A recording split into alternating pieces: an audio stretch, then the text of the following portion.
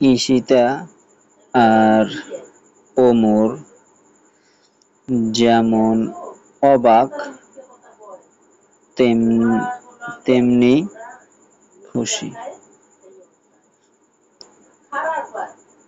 খালু বললেন,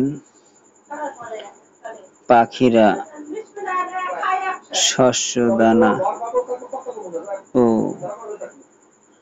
কীট পতঙ্গ খায়। অনেক পাখি আবার মধু ভালোবাসে। ওরা দেখল আম গাছের ডালে বড় একটা মৌচাক। খালুর কাছে শুনল মৌমাছি।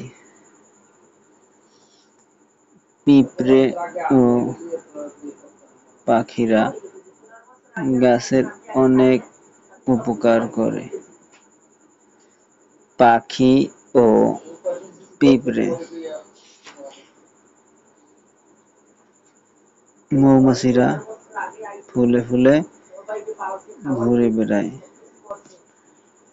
মৌমাছিরা ফুল থেকে মধু আহরণ করে।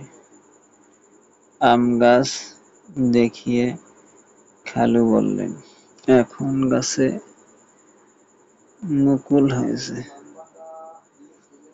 কিছুদিন পর